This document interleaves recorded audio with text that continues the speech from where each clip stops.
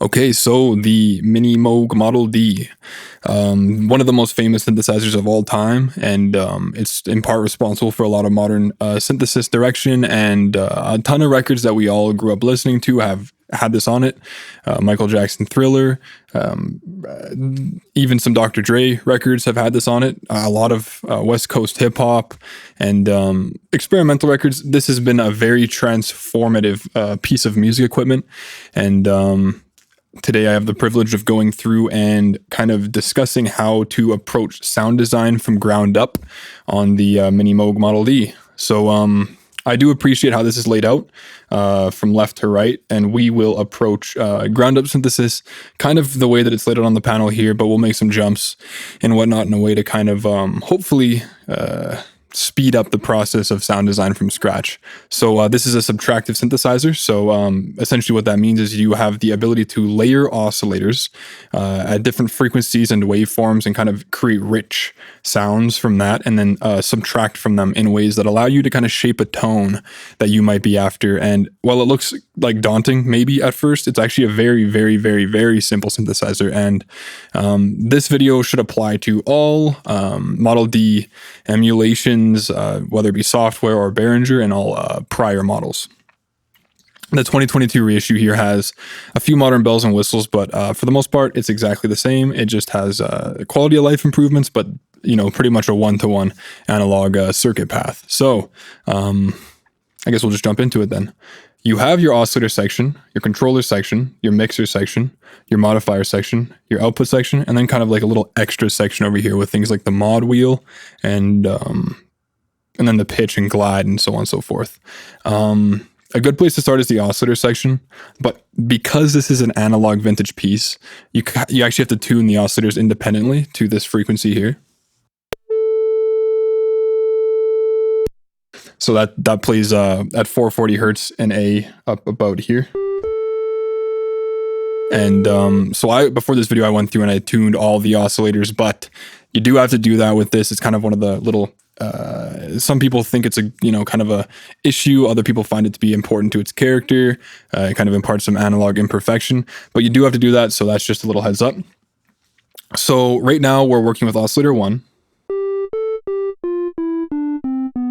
You have on each oscillator, you have a range measured in feet, which is a reference to old organs and their pipes. And the lower you go,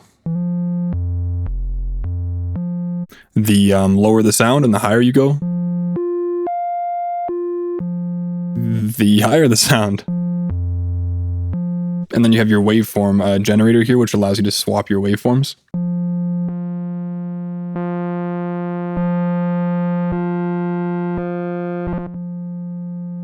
This is a triangle wave. It's kind of a really basic sound. It's very close to a sine, but then you have your your sawtooth triangle fusion here. A little bit more harmonically rich. Then you have your sawtooth, you have your square, and then you have your pulse. So you can kind of choose what you want your sound to be independently on each oscillator. This oscillator 1 does not have a tuning knob in the middle. It's actually over here. So this tuning knob controls oscillator 1, and then these are the tuning knobs for oscillator 2 and 3. So how do you play the other oscillators? You can only hear one sound. The mixer section is responsible for all of the blending, all of the basic foundational ground up sound stacking. So right now I have the volume for oscillator 1 turned on. And it's nice, you can kind of refer to these lines as to what these volume knobs control. These don't say oscillator 1, 2, and 3 above them, but they are kind of implied because it's following this straight line through. So I'll turn on oscillator 2. They don't sound too much different right now. They're like perfectly in tune, well, close to, and they're the same range, and they're the same waveform. So I'll just go ahead and switch it up.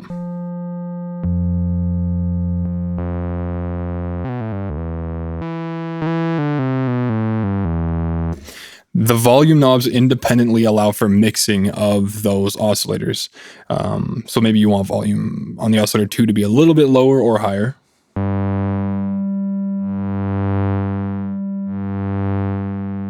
That's kind of what those are for. And then oscillator 3, you know, you can stack 3 sounds, and that really allows for super, super rich tones to come out of this thing. So let's turn on oscillator 3.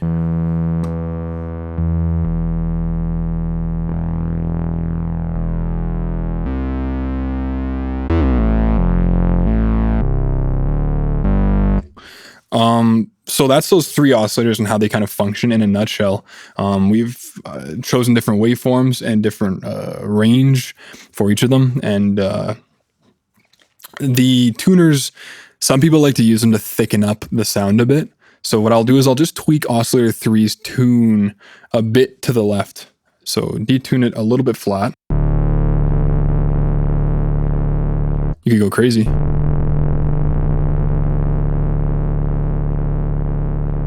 But a little bit flat allows for kind of that strange, phasey, oscillating kind of noise, and it really thickens up the low end. So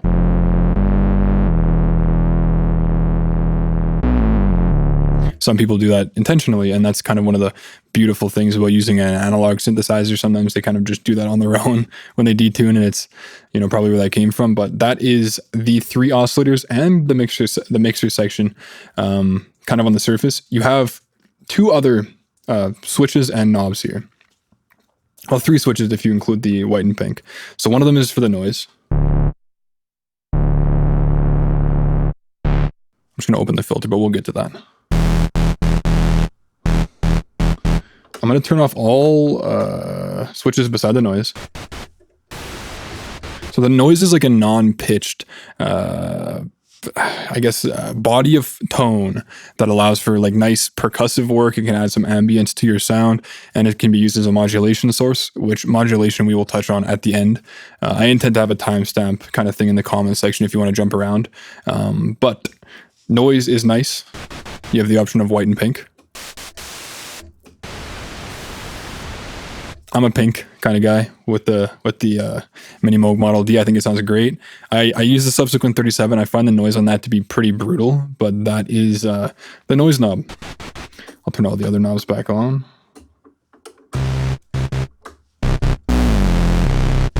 And of course, then you have your volume. You can blend it in. And then you have your external input volume knob. So for the sake of this video, what this does when nothing's being patched in the back is it takes the signal output of this unit and it feeds it back into itself. And if you have this switched on and this turned up, you're able to use it as sort of a distortion or saturation method, because you can kind of internally distort the signal.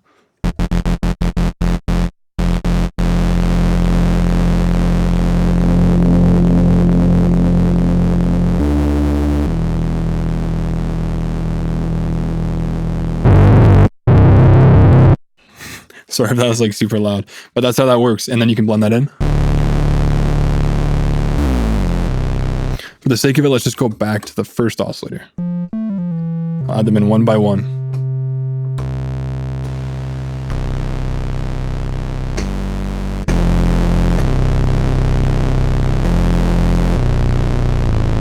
So that's the mixer, the oscillator, and some of the basic tuning stuff. You can mess around with that kind of as you go.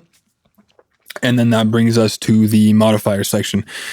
So on this synth, you do not have ADSR as it is conventionally, attack, decay, sustain, release, but you do have attack, decay, and sustain. Release is controlled over here kind of with this decay switch, and we'll get to that eventually. But for now, let's just start with, you have the amplitude envelope down at the bottom. So that's called loudness contour. And then you have your filter envelope at the top. Before we even get onto the filter envelope, we will just touch the loudness contour, which is, you know, your basic ADS that, you know, if you've used synthesizers, you might be aware of how it works. But for a quick rundown, attack determines how long it takes for, once you hit the key, for the sound to ramp up to its loudest peak. Decay determines, once it hits that peak, how long will it take to fall down to a set level that you set through sustain. So for the sake of example, I'll just run one down. So you can hear the attacks just go.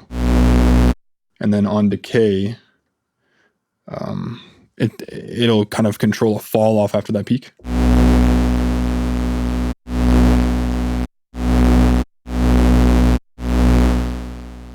So sustain further to 0 is a greater level drop, and higher, you know, around 10 is pretty much nothing. So if we set sustain pretty far down and then decay pretty quick, it should go up quick and then fall and sit at a level. Which that's kind of what it is. At first, EDS is kind of challenging for people because it helps to think of, like, I mean, attack and decay are set in seconds and millisecond values, whereas sustain is just a number. Sustain really is just a value that the sound falls to. And if you don't do anything with sustain, say it's cranked to 10, decay does nothing because there's no value for it to fall down to. So decay and sustain work they work in tandem. They rely on each other to function. So if you drop sustain quite far and then decay, you know, it takes a while to fall, it will, you know, it'll meet its peak and then it will take forever to kind of dwindle down.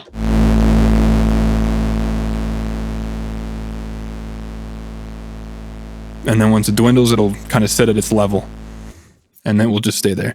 So that is the loudness contour section.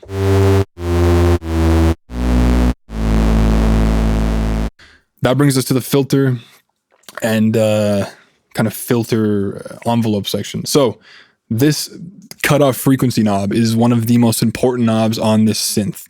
It allows for you to kind of cut the high end out and low pass, and it was actually the defining feature of this when it released, and its installation was an accident. It was set at the wrong level, and that's why it is such a kind of beefy and heavy attenuation of high end when you use it. Let's just kind of demonstrate that.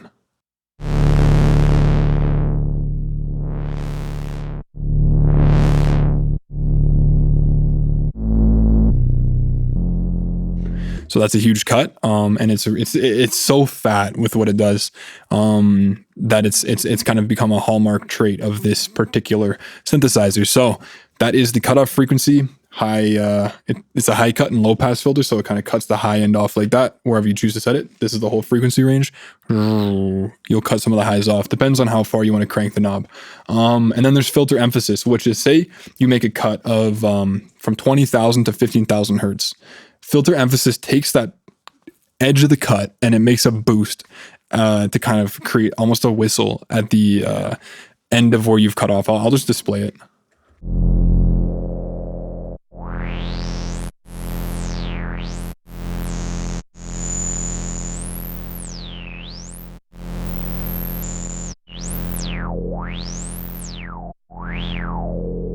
So you can hear that at the end of the cutoff, it's kind of peaking and whistling.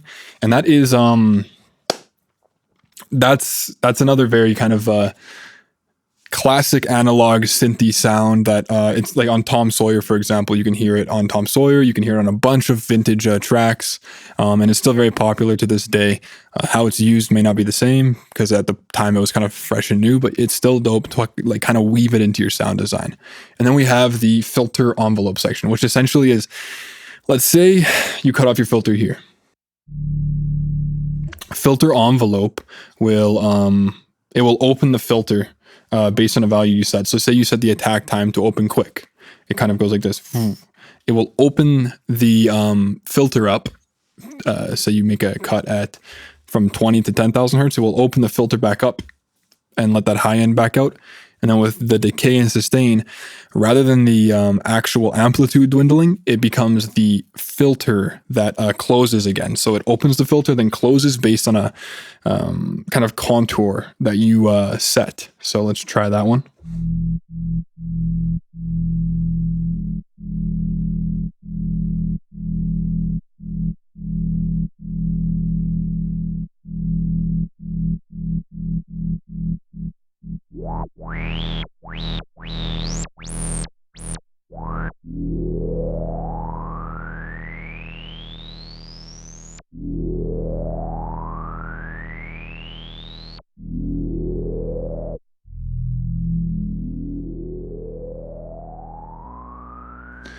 So you can hear it kind of open up. Notice that while I was twisting the knobs earlier, you may have heard nothing initially. I was twisting and there was kind of no difference with what I did down here. This knob here is called amount of contour, and what it does is it kind of it allows you to blend in how much you want that envelope to kind of factor into your sound. So if you crank amount of contour all the way up, then it becomes a very audible, and it does that sort of envelope contour very audibly. If you put it at about half, it still does its thing, but not so much. So whatever you do here depends on how high you set the contour level. So you can set your envelope, but the envelope will do nothing unless you tell it to with the amount of contour knob. So that's pretty much that entire section. I will mention that something that's interesting is with these old filters, if I was to turn off all of these little oscillator sections and then set emphasis really high, you might hear that there's like these, it almost sounds like a bird or a dog. What I'm making happen here is the filter is self-oscillating. I set the cutoff extremely I set the emphasis quite high and then mess with the cutoff. And you have a squealy, whiny sound, but it's not pitched. If I flip these both on, this gives full control to my keyboard of that tone. If I want to change the octave, then I mess with the cutoff frequency.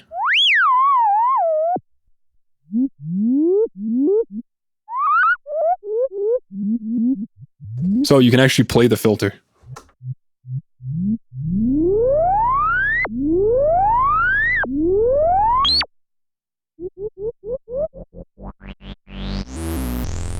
Pretty cool. It allows for some pretty crazy sound design. Again, we have a pretty nuts sound. Well, we first started with a very basic triangle wave and we're working with this now.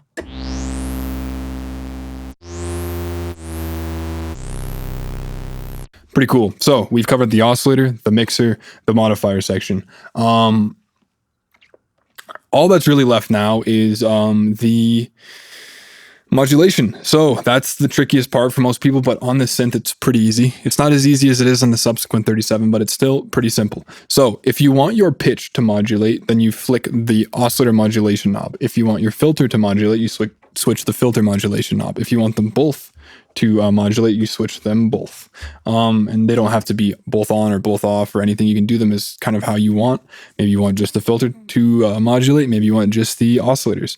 And the oscillators obviously impact pitch, and the filter impacts how wide open or how close shut the filter is.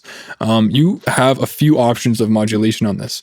And how you modulate is kind of depending on whatever you want to do with the sound.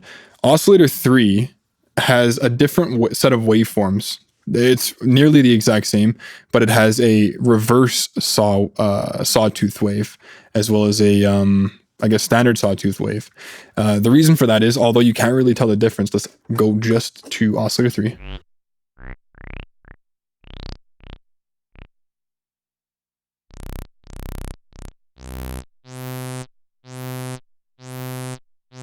They don't really sound different to the naked ear. It's because you can use oscillator 3 as a modulation source. So if I click oscillator 3 control off, then it is no longer a pitched frequency that comes out of oscillator 3. If I drop oscillator 3 all the way to low, you may be able to hear that click, click, click. That is the sound of oscillator 3 going through its oscillation. So it's honestly almost becoming a low frequency oscillator. If I turn it off, you won't be able to hear that sound anymore, but that oscillation is still happening. You have this modulation mix knob, which allows you to choose where your modulation comes from. So if all the way to the left, I choose oscillator 3, over here, I choose oscillator 3, then oscillator 3 now has the ability to modulate things like the oscillators, let's say. I'll turn back on oscillator 1 and 2.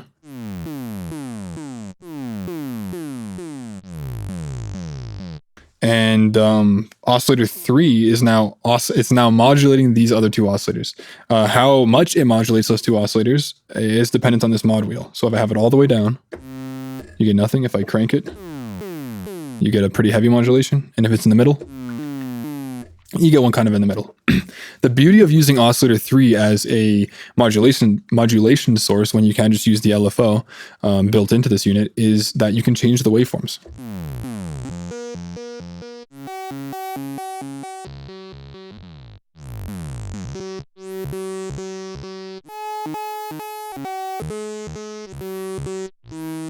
So that's pretty cool. It allows for some interesting modulation. I can do filter modulation with it at the same time.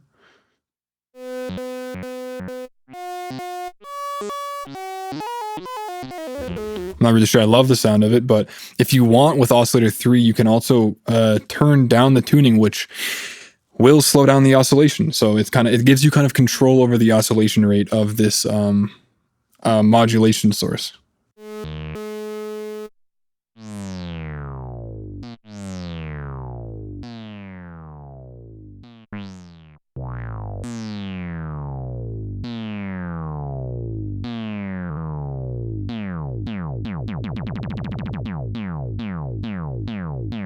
So that is modulation with Oscillator 3 on the Minimoog Model D.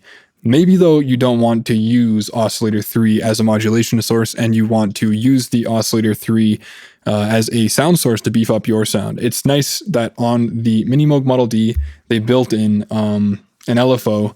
I'm not sure they always had LFOs on the Model Ds. Correct me if I'm wrong in the comment section, but that allows you to turn back on Oscillator 3. Put all this stuff on. And use it as a sound source again. The way that you use the LFO is that you just come over here. You bring the modulation mix knob over to the LFO side. As you can see, there's kind of two modulation sources on each side of this modulation mix knob. You can either modulate with Oscillator 3 in the filter or the noise generator and or the LFO. Primarily, you'll probably use Oscillator 3 in the LFO, which is why I'm going over those first. And then the rate of the LFO is controlled by this knob here.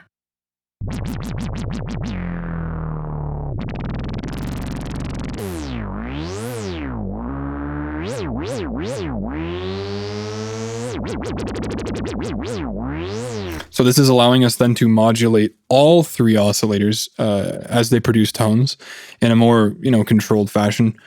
But you lose the creative control of changing the waveform of the oscillation.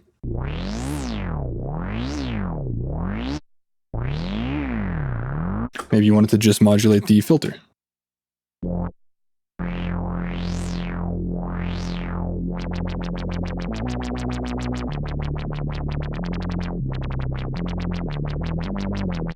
So that is Oscillator 3 modulation and then LFO modulation. There are two other modulation sources, which are filter and noise. So we'll go over noise quickly. To switch to noise, you just switch to noise over here and you keep it over at the noise modulation mix side. And then you, I guess you can just listen to that.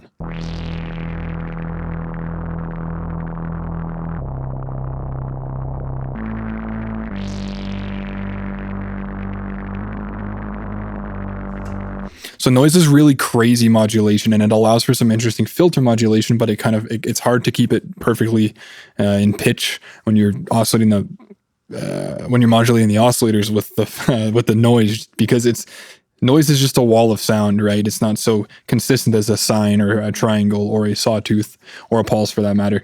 It's crazy, it's unpredictable, and it allows for some pretty wacky synthesis. Maybe not the most controllable synthesis. It's kind of depending on the genre that you're trying to make. And then the last modulation source is the filter envelope. So if I go all the way over to filter envelope and then I turn on filter here, we're granting the envelope of the filter control of the modulation. So essentially what that means is that if I was to develop sort of a contour with this envelope, the modulation will follow that contour path. Let's work with oscillator modulation for this one and not filter modulation, because it's going to be more audible.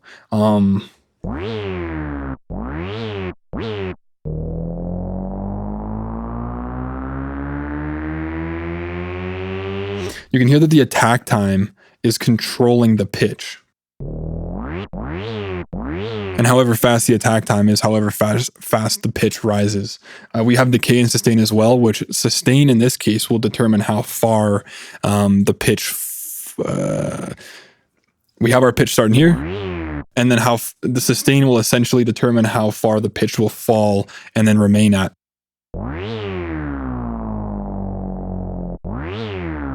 So sustain at 0 in this case would essentially say fall back to where you started, and decay is how fast that will happen.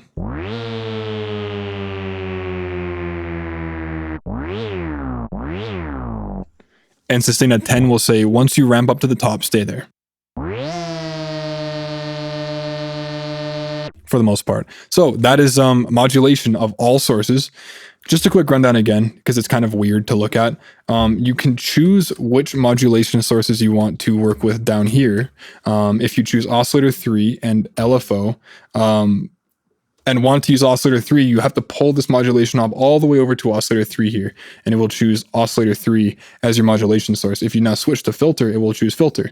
Whereas if you go all the way to the right over here, we're currently on LFO, it will be using LFO as our primary oscillation source, and if you want noise, you switch to noise, and then it will switch to noise. It's a little bit odd because you can kind of blend the modulation sources down the middle for some more crazy modulation, and that's totally down to you kind of to experiment with. And then lastly, we have our glide and decay switches. So I'm just going to turn modulation off right now.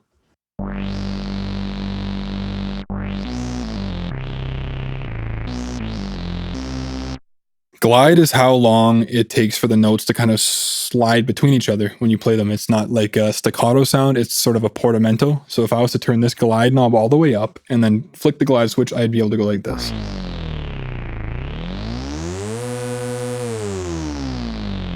Which could allow for some pretty like Blade Runner, brutal, grotesque kind of sounds to, you know, come to light. However much you turn this glide knob to the right is essentially how long it takes for the transition. So a full 10 on the glide is a long transition. And anything below that is quicker.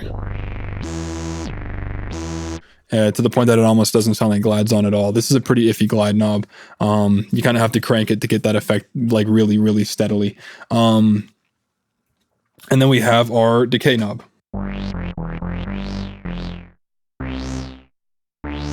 Notice now that when I hit a switch, a key and let go, you almost have a release.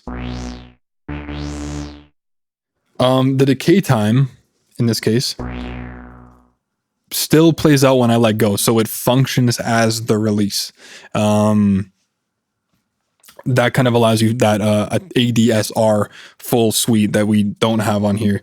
The decay kind of makes up for that.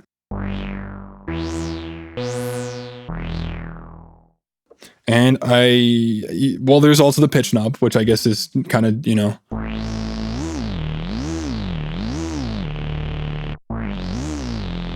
allows for some more expressive playing. But other than that, that is the entire Minimoog Model D, the whole thing. Yeah, like it's a very simple synthesizer. It's deceptively simple because you can make some pretty crazy sounds with it. But so long as you kind of follow those steps, start from building with the oscillator bank, what, you know, kind of you want, and then mix around in your mixer and then, you know, work on some, maybe your frequency cutoff and then your loudness contour and then maybe your filter contour if you're into that. And then, at that point, just some modulation and you've developed an entire sound from scratch. Your starting point is always going to be your oscillator and your mixer, like pretty much 90% of the time. So I do find this to be a very beautifully laid out synth. With that being said, let's just try to produce a really thick bass sound like from complete scratch. So that is the triangle.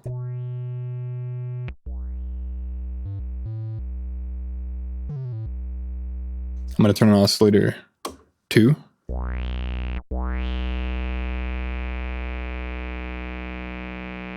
And do a sawtooth. And oscillator 3. I'm going to do a square.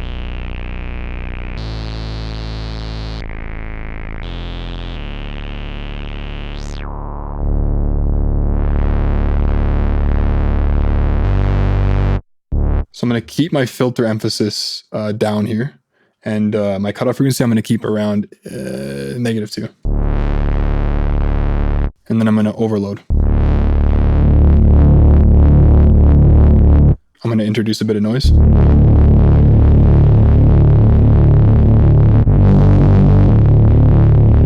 Maybe cut off a bit more.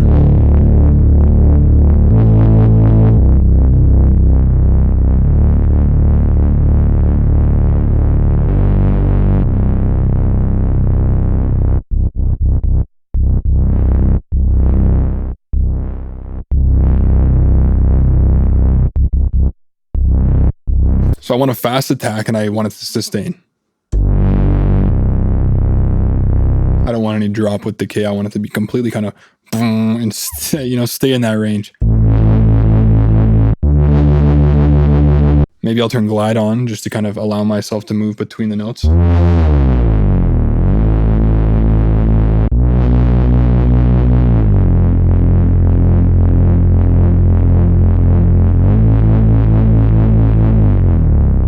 And maybe I will modulate, using the noise in this case just to get crazy.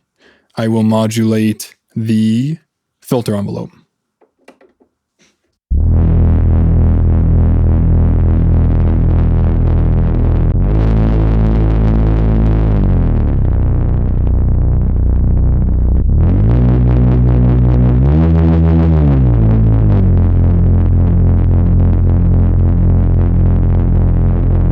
And maybe I'll blend it between,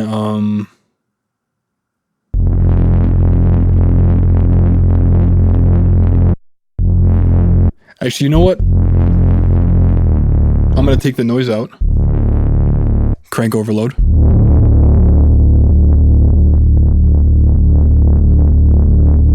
And I think we have a really powerful bass noise just like that.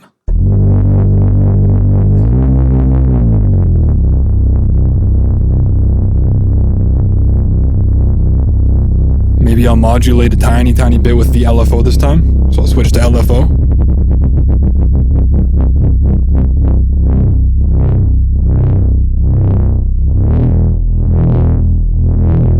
Set the mod wheel to the middle so there's not too much.